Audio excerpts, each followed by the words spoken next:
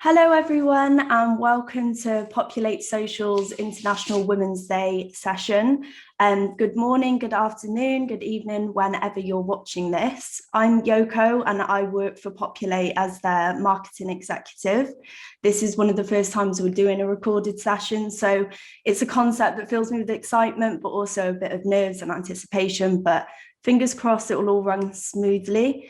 I'm really excited today, and that's not just because it's International Women's Day, but because I'm actually interviewing a bunch of the UK's most strong, creative and inspirational females, one of whom I'll be introducing to you in just a sec.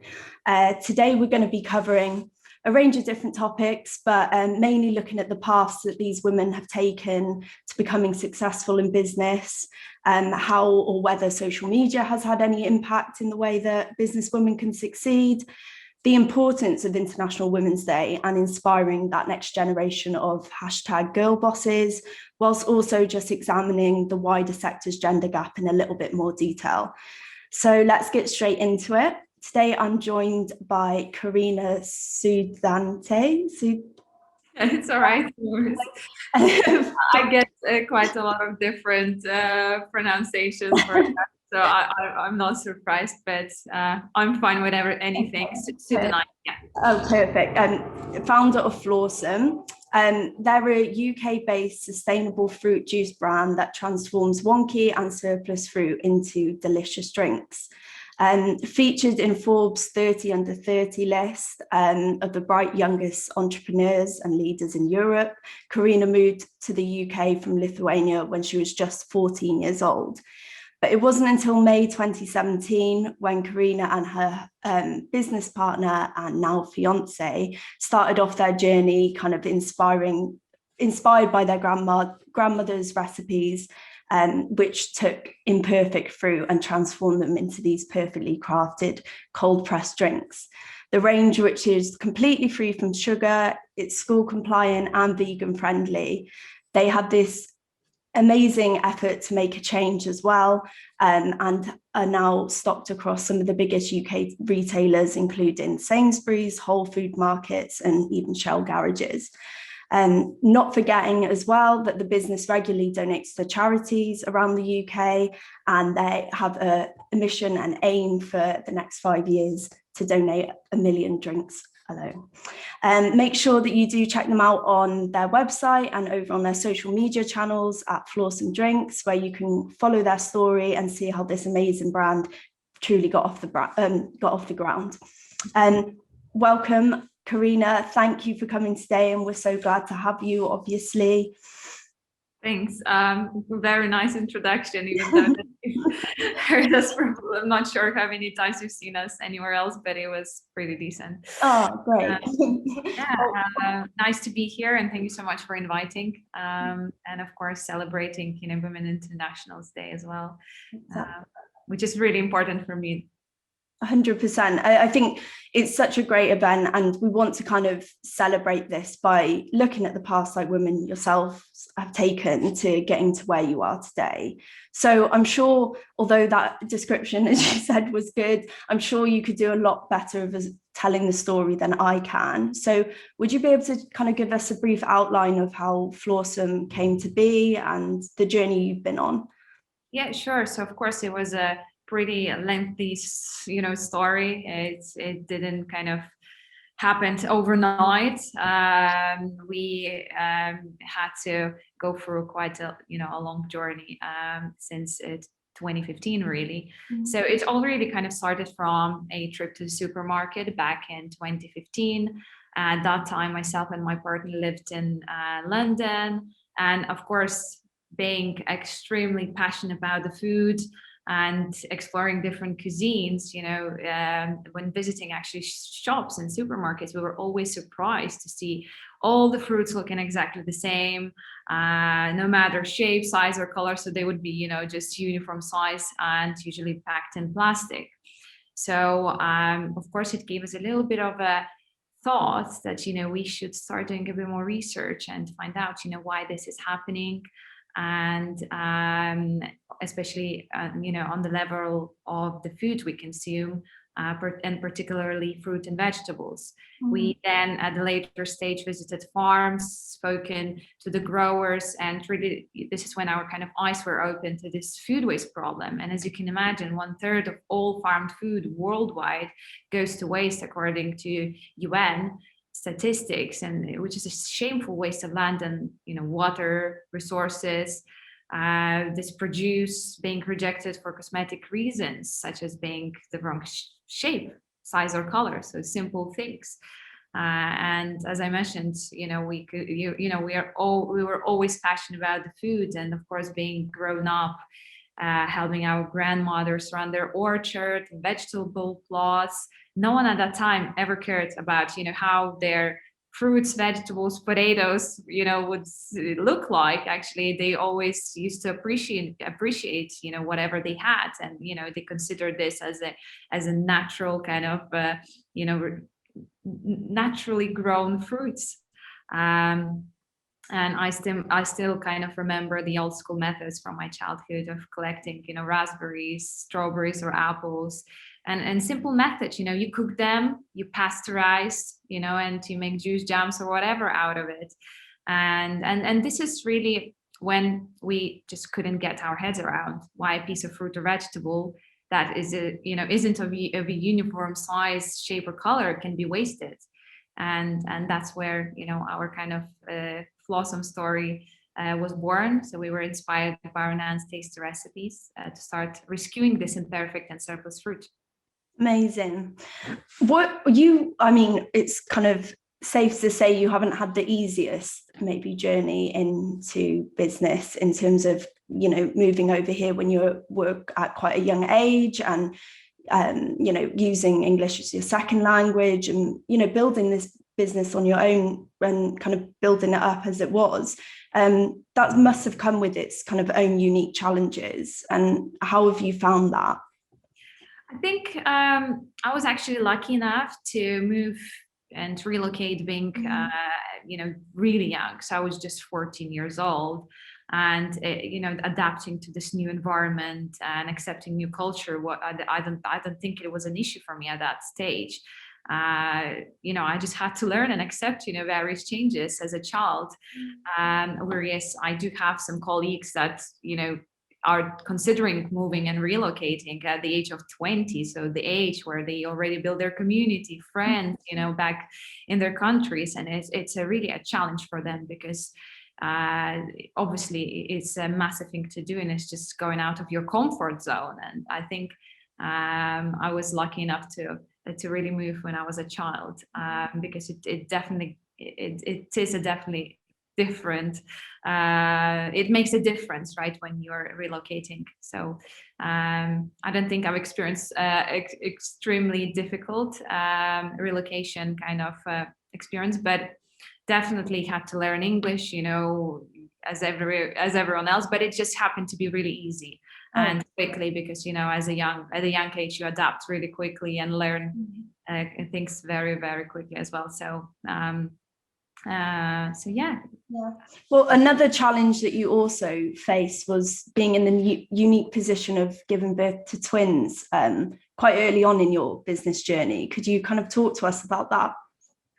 Yeah, everything actually happened really sudden. We, as I did mention, we started business being students. The time was on my first year, at the university, going into the business venture as well, having perhaps not enough money to start, our own business. So all these things at once, and definitely, and obviously finding out that I was pregnant, and then finding out that I had I will be having twins was another challenge. Usually you think, oh, okay, I'm pregnant, okay, I'll have a child, and here two miracles, right? And obviously accepting this challenge and digesting it, I would say, was a really difficult thing.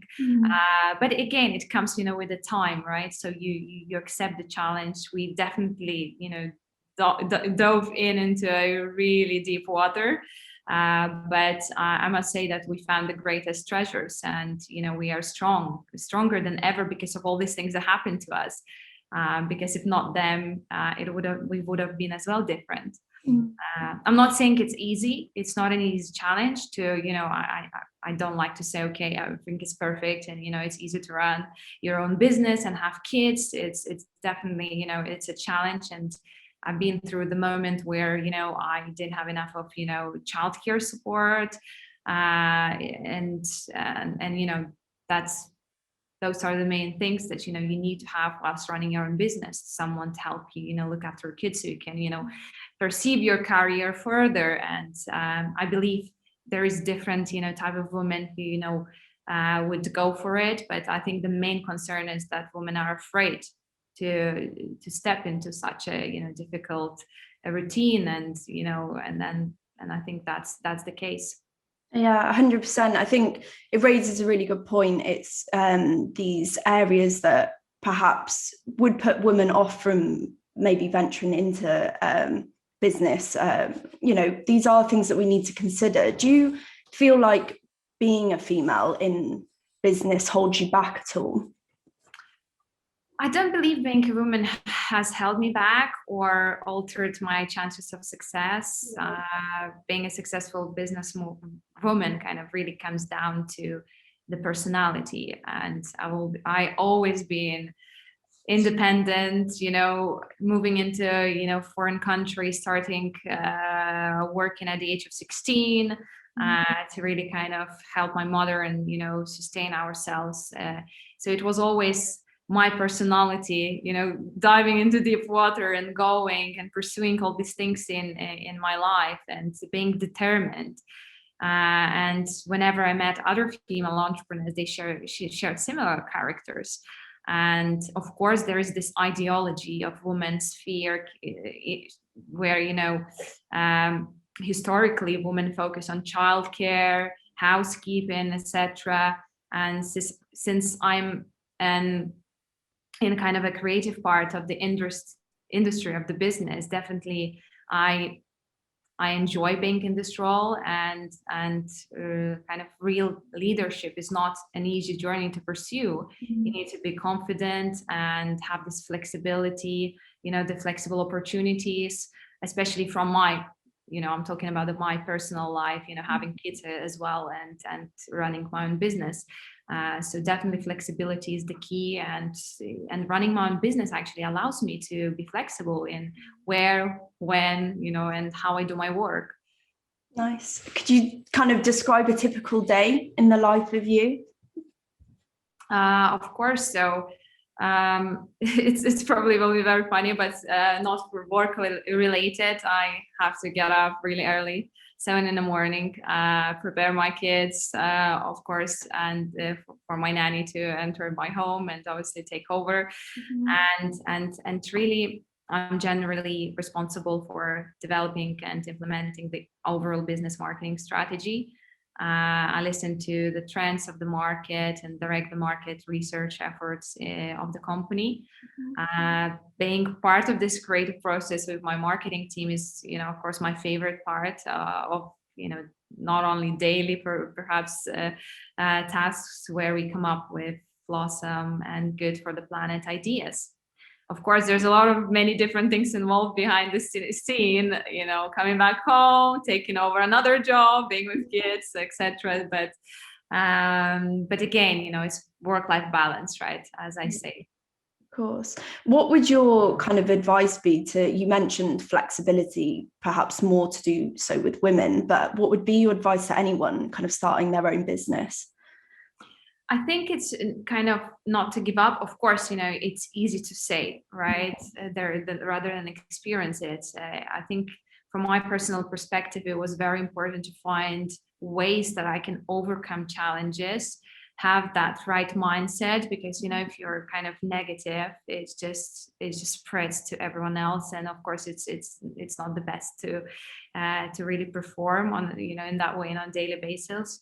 You have to definitely speak to others around you, which is extremely important. Not to keep anything to yourself, and really self-belief is, for every single woman, is probably the single most important trait possessed by any successful entrepreneur. If you don't believe you can succeed, then you won't get any farther. Mhm. So that's really important, self-belief and being confident. So learn, understanding your fears and really overcome them and try your best, to achieve that balance between these things. Nice. Obviously, the kind of dynamic of Flawsome is, and although it's International Women's Day, we obviously want to celebrate and always support men as well. So you obviously made the decision to kind of work with your partner on this. Can you kind of tell us about that and how you found that dynamic? I think, again, so this comes to the point where it was much easier for me to run the business together with my partner. Everyone have perhaps different situation, but in my personal situation, I would definitely struggle not to have another co-founder next to me because of the nature of my life, having kids, and it is important for us to obviously collaborate and multitask, and of course, we share different qualities and skills, which was, a very important part, to run our own business, because, he brings things that I can't bring perhaps to the table, and I bring things that I can't, he can't, he brings, yeah. So it's definitely, from my, personal view, works really well for me. Definitely there are, cavities and the harder part of it, where, we, everyone else have their own, personal point of view, and we being being partners and partners in crime is not an easy challenge, but you can make it work. It's really all about you to make it work and happen. So yeah. Nice. Where would you see the brand in 5 years' time in your ideal situation? So of course we have 5 years mission. So we have a mission to save 20,000 tons of wonky and surplus fruit. As you mentioned, donate 1 million drinks to charities around the UK, and really make people as passionate about sustainable craft drinks as we are. And hopefully we can inspire by our actions other people to start out their own business ventures, or even by personal story. That it is possible to run your own business and have kids, and run a business that is a good for the planet, and a business as a force for good. I think it's interesting because we've had some statistics kind of come out recently about female bosses in particular, and last year there was only 8 female bosses appointed by major retailers. Quite a shocking statistic to see. Obviously, you're kind of one of the exceptions to the rule, that you've kind of pushed beyond that and made a real success of it. How would you say that you did reach those levels of successes given the sector's gender gap, especially among leadership? So I think that it's an interesting one, because as I was mentioning earlier, it didn't kind of my gender didn't really stop me to achieve my goals. But from my personal story, it was extremely important for me to have, another person next to me, helping me, and obviously helping each other. Really, that was the key. And of course, there's, as I was mentioning, every woman feels in different way, and it depends on every personal, story. And yeah. Yeah, no, definitely. I think something that your brand does really well, that we've obviously picked up on as a social media agency, is your kind of social channels are really well thought out and presented. And a lot of brands obviously nowadays are kind of using social to communicate with their audiences a bit better, and just connect with them. Flawsome's obviously clearly done that, but how would you say that socials had an impact on Flawsome as a brand? So of course, whilst the internet has opened, even if you talk about the women, the new opportunities for women, especially those that are trying to combine work-life balance. Women have played a key, but sometimes a shadow role in science, technology, and innovation over the past few centuries. But really, women's role, contribution, ideas need to be relegated to the footnotes of tech history.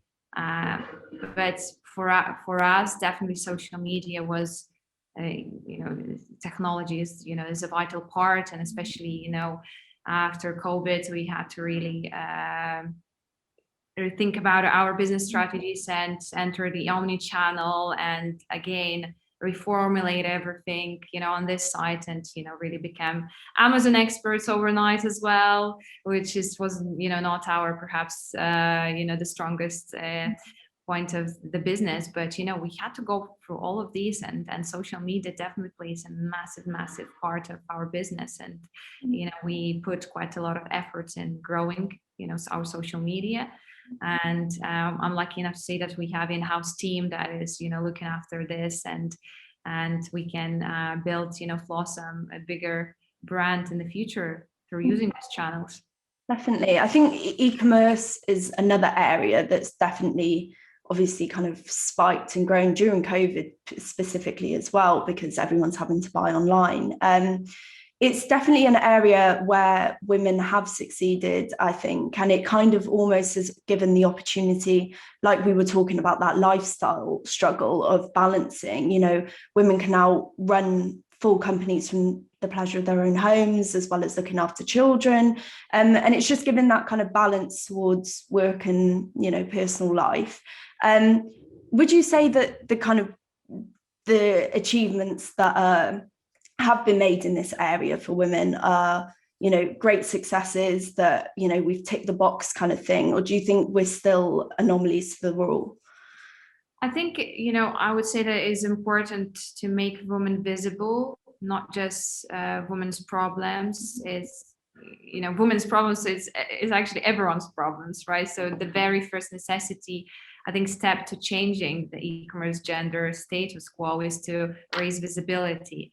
And the next is to really support women already in the industry, doing the dual work of launching and running the businesses, and again simultaneously trying to manage and change perceptions. And really the goal is for everyone to get involved in making successful e-commerce business women stand out, and really be proud of it. Yeah, 100%. What do you think is the hardest thing that women face today? So again, I would speak from my personal point of view. I think it's a balancing responsibilities to achieve that elusive work-life balance. Something that I also went through. The family expects you to be a mother, wife, while the business requires you to be the leader as well at some extent and show your commitment. And of course, as a result, some women can balance these two spheres of their lives, while others are extremely overwhelmed. And I don't say that I've managed it 100% successfully, because I was always at some point also overwhelmed, and it happens to me sometimes on a weekly basis, and you just have to manage it. You have to be able to have support, which is extremely important from my side, and again, and really take care of yourself. I think that is the key. No one will take care of you better than you do. So definitely, work is amazing, but to achieve great success, you have to look after yourself as well. 100%. Do you think? I think obviously this kind of responsibility that you're talking about, in that we all kind of have a bit of a responsibility to make this better, and to look at these women's successes and really blow them up and make them what they are. But how else do you think? Obviously, International Women's Day is a great way of doing this, but how do you think we should be actively encouraging that next generation of #girl bosses? I think it's definitely the right time for women to support each other. I think it's already started, and women understood that they have to keep strong together. I always think that women who support women are collectively successful. And traditionally, we have been taught to be competitive, which, with one another, because there was such a scarcity of jobs at the top. It is so clear that strategy doesn't work. This kind of strategy doesn't work. The truth is that raising each other up and challenging the power of collaboration is truly how we will change the equation and have a lot more fun along the way. I think we need to reverse the stereotype that women don't support each other. So I think, yeah, that's kind of my point of view on this. Right. For someone like me, obviously, I'm, a young kind of female looking at this industry, and I look at people like yourself and kind of all these other women that we've got together for this piece, and I think that, for me, people like you really inspire me and make me think, oh, it is possible to be successful in this industry and push myself and be out there. But is there a woman that you could say has kind of influenced you most in your life? It's an interesting one, because I don't actually have one. It's more, I think every woman that is, going through the challenges and trying to enter this, difficult sector, becoming an entrepreneur and being independent is a really tough job. And whoever succeeded in these sectors, done amazing job. And I'm always inspired by such, obviously, my business fellows or people who have started their own business, especially women, and always try to look back at them and really from the inspirational part, it is important to look at others challenging this industry. And I think that's for me. A final question now. What does being a woman in business, or just a woman in general, mean to you? So being really a successful woman in business means different things to really different people at different times in their lives. For me, knowing that really I can manage work-life balance, make time for my family, friends, and myself while creating value at work. By finally kind of incorporating my passion into my day-to-day, I am beginning to be truly successful in business and life. And again, for me, I think being a successful businesswoman means that my company is making a difference in someone else's life. Perfect. Well, thank you so much for joining us today. It's been a pleasure to hear your story and find out a little bit more about Flawsome and what you guys do. And obviously, we're delighted to be supporting and celebrating International Women's Day today. And thank you so much. Thank you.